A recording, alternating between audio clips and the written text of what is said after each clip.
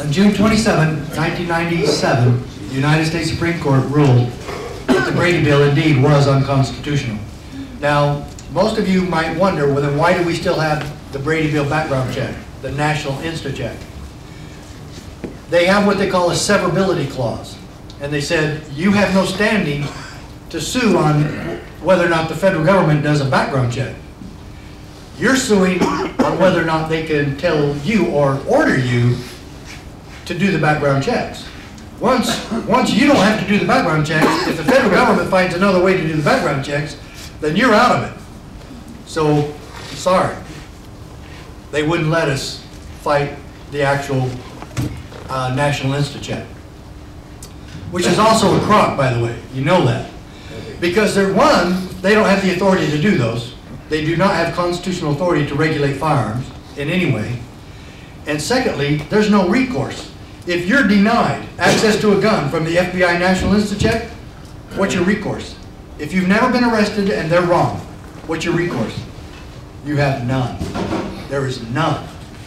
Just so you know, my next project is to get about 150 sheriffs from all over the country together for a constitutional convention, not a con-con to revise the Constitution, but to create constitutional sheriffs.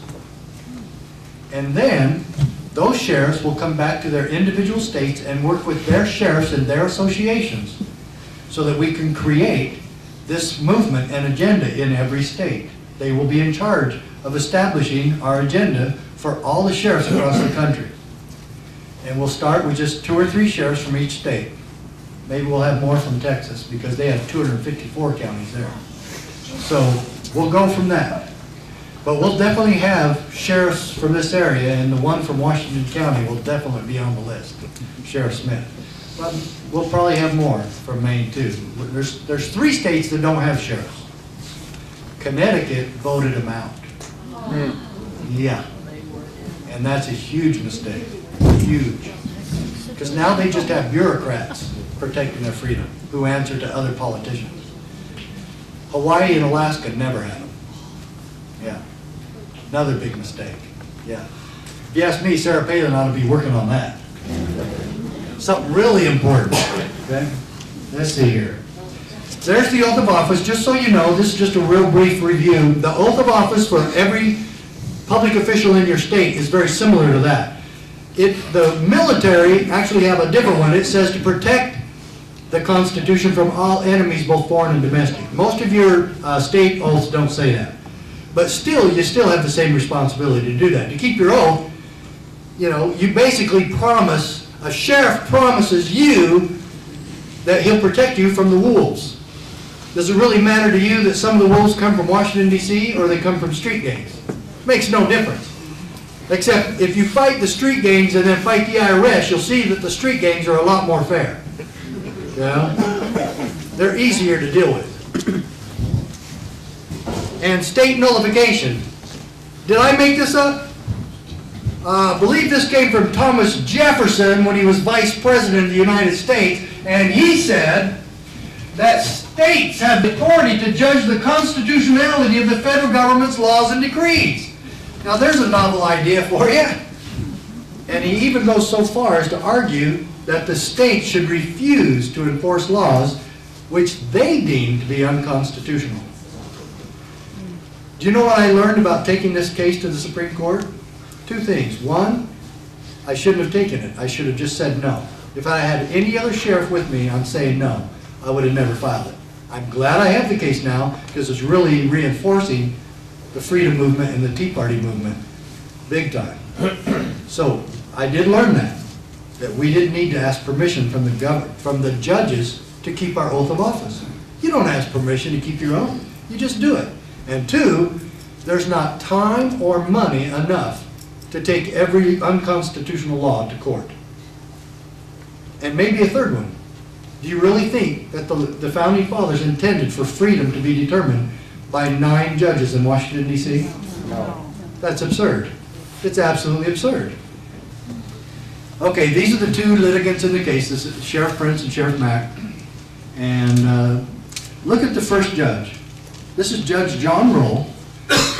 stating that Mack is forced to choose between keeping his oath or obeying the act, or obeying the law, the federal law, subjecting himself to possible sanctions, and that's the threat of arrest that's in the Brady Bill that he's talking about.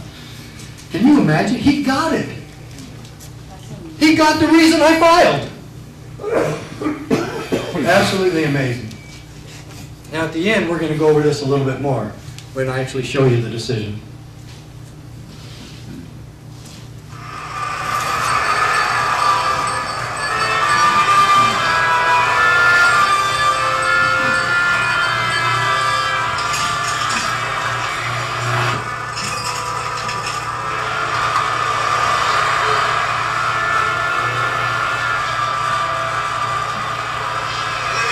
Flat seats.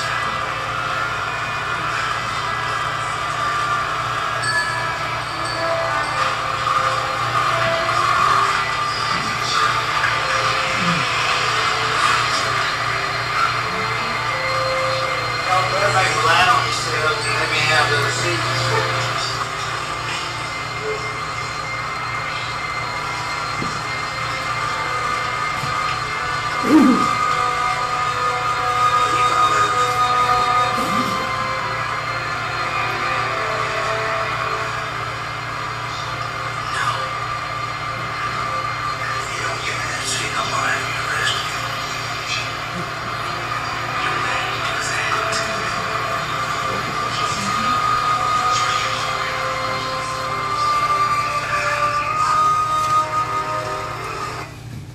I think we all know what happened next. The good bus driver gets off on to a payphone and calls the police. And this lady is handcuffed, hauled off to jail, fingerprinted, photographed, and booked into a cell. And you know why? She refused to give her seat to a white man. And who said that that was lawful?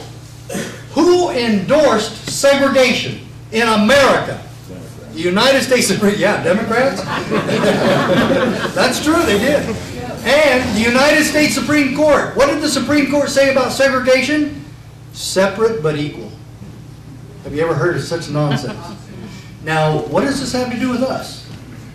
Everything, and he touched on it. So, you ask people at your school, you ask every sheriff in your state and every cop in your state, if you were called back to Montgomery, Alabama in 1958, and you're on the bus to arrest Rosa Parks, you're going to do it.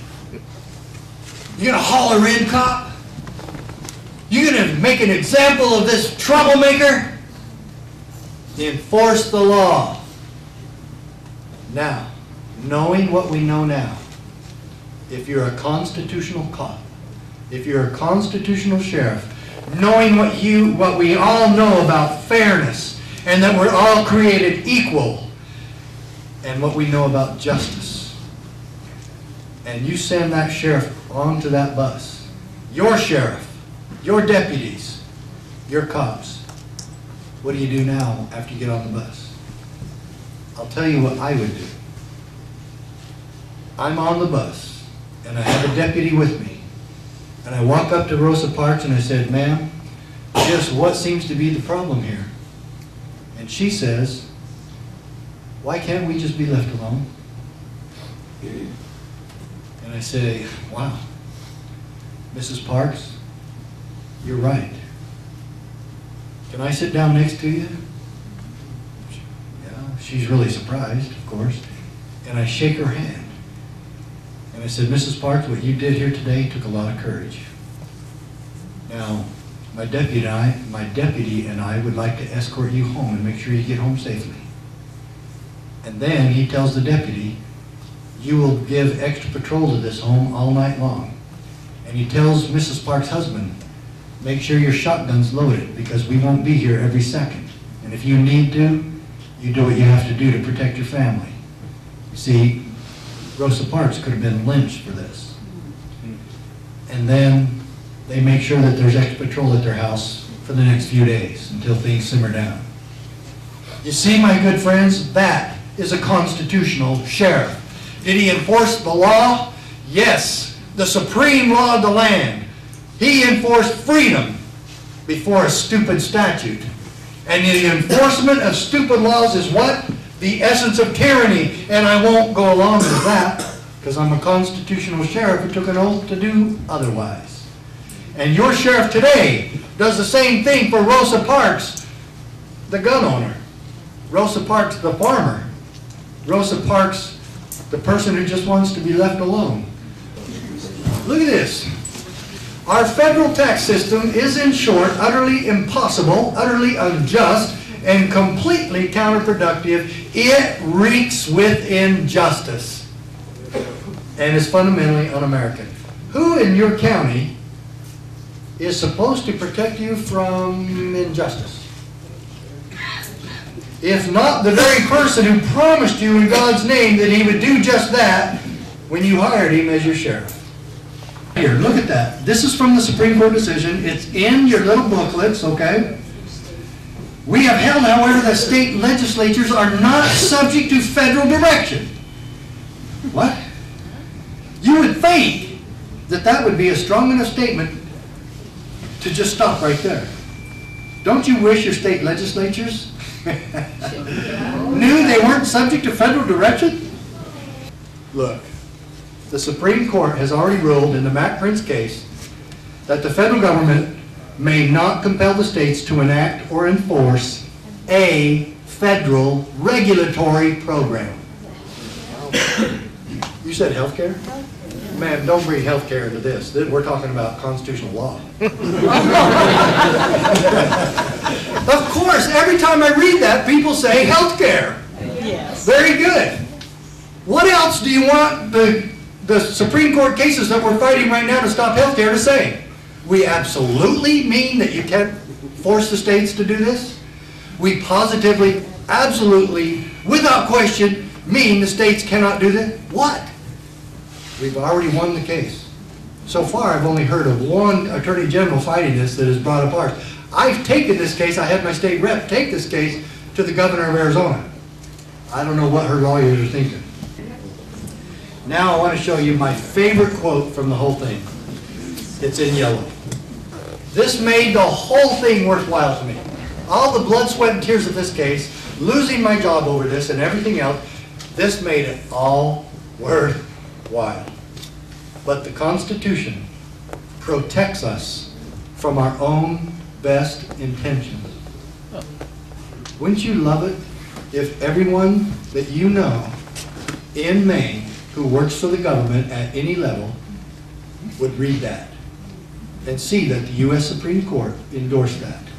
I liked it so much, I put it at the end of the book on the very last page. Because the Constitution does indeed protect us from our own best intentions. It divides power among sovereigns and among branches of government precisely so that we may resist the temptation to concentrate power in one location as an expedient solution to the crisis of the day. End quote. The crisis of the day. Let's see. What is Obama's administration's mantra? Never let a good crisis go to waste. Yeah. Funny how Scalia was 15 years ahead of him, huh? Well, 13. This came out in 97. And this American prayer goes like this. We, the people of the United States, in order to form a more perfect union, establish justice, ensure domestic tranquility, provide for the common defense, promote the general welfare, and secure the blessings of liberty to ourselves and our posterity, do ordain and establish this Constitution for the United States of America. And as my little Libby says, that's the eagle. Long may she be free. Thank you so much.